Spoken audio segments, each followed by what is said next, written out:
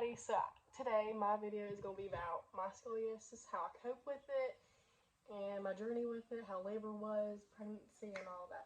So if you know me, you know I have scoliosis, and mine is more, way more noticeable than people who have it just a little bit, because mine is so severe on the top curve that when it curves, it's like the back rib cages like pop out. So, first thing I want to jump into is insecurities, and I have to say my back is my biggest insecurity. So, whether I want to go to the beach, and I'm like, well, I don't want to wear a bathing suit because, it's more noticeable than other people who have scoliosis. Or if I want to go work out, I'm like, well, I don't want to work out in my sports bra. So I just feel like everybody, I don't even know what I'm worried about because every single person has insecurities, whether they show it or not. It's either physically or mentally, someone has insecurities. So, you can really go two ways about it. You can, sit and be depressed about it and just dwell on the fact that your back looks like that. Or you can just look at it like, anything could be worse. It could be way worse than what it is. So you just have to, it's really your mindset. You just really have to go with your mindset and tell yourself that, you're not different from anybody. And I'm not going to lie, I get depressed and I have mental breakdowns and all that because of the way I look. So I'm not saying I don't ever dwell on the fact that my back looks like that. I'm trying to become stronger in my mindset that, it is what it is, it's going to be okay. Don't be afraid to go out in your bathing suit because people might look at you different. And don't mind the mirror in the background. I have to put that up on my dresser because we're slowly packing in, or unpacking because we just moved.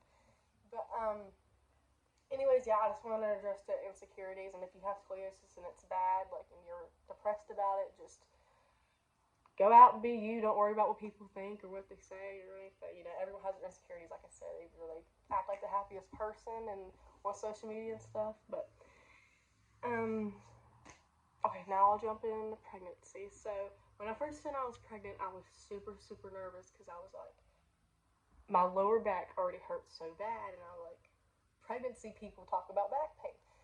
So then, that's one of my biggest things about my mom she was worried about was my back. So, and also where, my curve is, it's, hard to breathe in. If I'm, lifting or if I'm carrying something heavy, I can't really breathe in. So that's what I was really worried about. And, really, I really had no back pain at all, which I didn't have a big bump. So I feel like if I had a bigger bump, then it would have been harder to move, harder to get up. And, for my back, it'd be way harder and hurt. But, I really don't have that much back pain with my scoliosis. And people are like, oh my God, does it hurt? It looks like it hurts. And I'm like, it really doesn't. Unless I'm, lifting weights or something, then it gets tight. But it does not hurt. So, pregnancy was fine, but I was, really scared about epidural. I cannot stop thinking about epidural. I'm like, what if I can't get an epidural? Because my curve on the bottom is also bad. So, every time I went to a doctor's appointment, that's what I was talking about. I was like, aren't I going to see somebody to see if they could look at my back to see if I can get the epidural? And they were like, they'll just do it when you go in labor. So when I went in labor, the guy came in, and I was like, oh gosh, I'm nervous. And I was like, well, I have scoliosis, so. And then he looked at it, he touched it, he was touching around, and he was like, yeah, I don't think this is going to work. And my heart sank when he said that. Because I was already scared, and I was in there by myself, and just hearing that, because I already knew how much pain I was in, I was like, I'm not going to be able to do this. So my heart just dropped, and I was like, oh my God. So he did it, and I didn't feel nothing, thank God. And then he was like, well, if half of your body goes numb, don't be nervous. Don't be scared. It's because of your back. So that even made me more scared because I would literally flip out if half my body went numb and not all my legs. So, the epidural worked. It worked. It was fine. So I was really glad my epidural worked. And, my labor was fine. I have a labor video on another YouTube channel, but I'm going to post it on here too.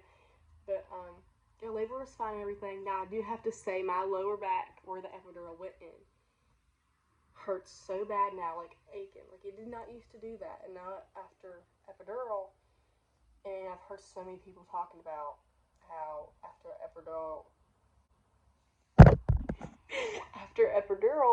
your back, hurts after. So, that is not a myth. That is 100% true because I have more back pain, and I'm 99% sure it's from the epidural. So, Another thing I wanted to discuss is, people might think, how does it affect my daily life? And, it's hard. It really is with a baby because Hadley's getting bigger, she's getting heavier, and that child does not like me when I put her down. She screams, so I have to hip her 99% of the day, and that does hurt my back. Like, when I sit down, like, all the pain just goes through my back like that. And I know what all y'all are thinking is, why in the heck has she not got surgery yet? Well, surgery is lastly on my mind. Now in 7th and 8th grade, it wasn't that bad, and they told me to get a brace. And I've heard so many stories of people with the brace, and I just didn't want to do it. I knew I wasn't going to wear it, so why would I have my parents waste the money on it? So, and then once I got into 9th grade, I dislocated my shoulder, and that is from a scoliosis because where it's pushing this one up. So it's like this one's higher than my left one. It's like all the joints and stuff, like, it's just out of whack. The whole body's out of whack. Well,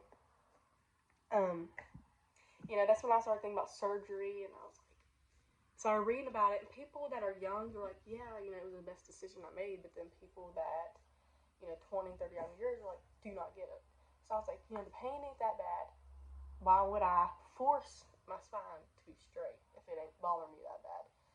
So that's why I'm not really going to go deep until I'm not getting surgery, but that really sums it all up on why I'm not getting surgery.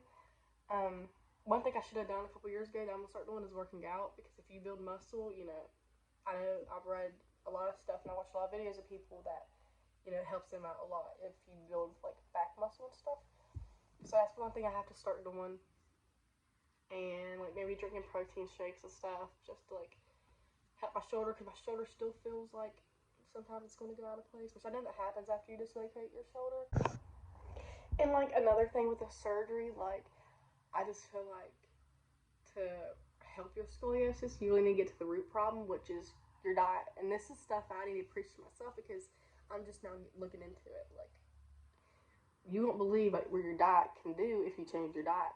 So instead of going to surgery and putting rods and stuff, I feel like you need to get down to the root problem in your gut. Like, it's all in your gut. Like, what you eat and what you drink, like, all that stuff can make your back worse. And my mom preached to me this for years, and I was like, that don't even make sense. Like, now I'm not listening to you. I like sugar.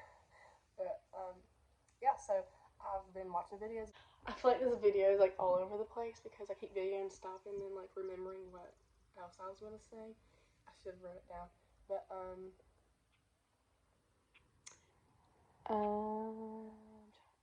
okay, sports. Playing sports with scoliosis. It didn't really bother me until 7th and 8th grade. My tailbone hurt so bad. And I would have to go to halftime. I'd go in the locker room and put the ice pack on it every time. And in 8th grade, like, I call it a hump, which is like because my back goes like this, then it curves, and all the muscles come over here. So that ball of muscles right there tightens up. It just needs like massaged out when I'm playing like a game or something. Like, I usually take the basketball and I lay it on the ground, and I used to just roll my back on it. But playing sport, I just kind of played through it because I love sports so much. That's one of the reasons why I was like, do not talk to me about surgery in my early years, because I was like, I'm not doing it. Like, I really chose basketball over that. Okay, so that's the end of this video. I know there's so much more I want to say about scoliosis because I could talk about it for hours, but I just can't like figure out what I was going to say next. But I hope this helps anybody that's about to be pregnant, have scoliosis, or even if you're not pregnant and you have scoliosis, that we're all with you. Thank you guys for watching.